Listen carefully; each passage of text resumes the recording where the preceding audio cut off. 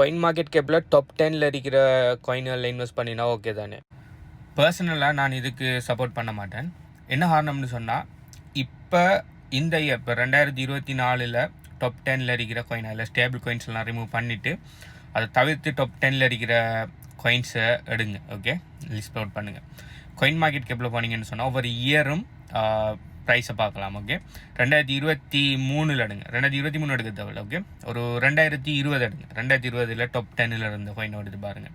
2015 எடுங்க. Okay, 2015 top 10ல் இருந்த காயினை பாருங்கள். 2020 சொல்லி ஒரு 4 எடுத்து போட்டு பாருங்கள். பிட்காயினை தவிர, பிட்காயின் மட்டும் எல்லா இயர்லேயும் டாப்பில் இருக்கும். ஓகே, அது தவிர மற்ற எல்லா காயினுமே இப்போ டாப்பில் இருக்கிறது. 2010 டாப்பில் இருந்தது, 2015 டாப்பில் இருக்காது.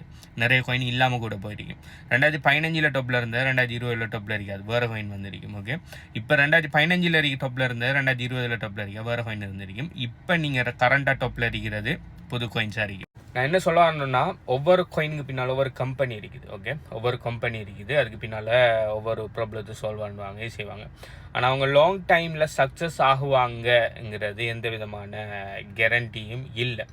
பிட்காயினுங்கிறது ஒரு கிரிப்டோ கரன்சியாக நான் கருதலை. அது ஒரு கொமோடிட்டி. ஓகே, அது ஒரு டிஜிட்டல் கோல்டாக தான் நான் கருதுது. அதை தவிர்த்து மற்ற எல்லா காயின்ஸ்லேயும் ஓகே.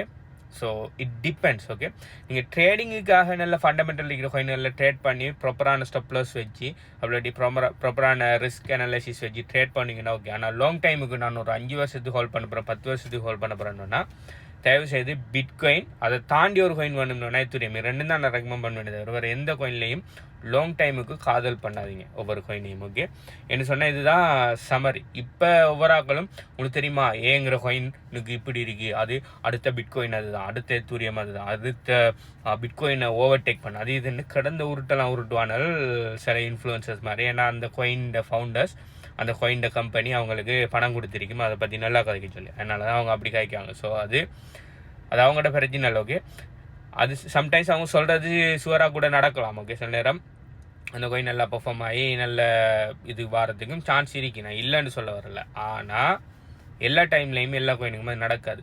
ஸோ நீங்கள் ட்ரேட் பண்ணுறதுக்கு டாப் 10 காயின்களில் ட்ரேட் பண்ணுறீங்கன்னு சொன்னால் ஓகே, எனக்கு ஒரு பிரச்சனையும் இல்லை. பட் லாங் டைம் ஹோல்ட் பண்ண போகிறீங்கன்னு சொன்னால் don't do it. Okay, this is not a financial advice, do you want to say.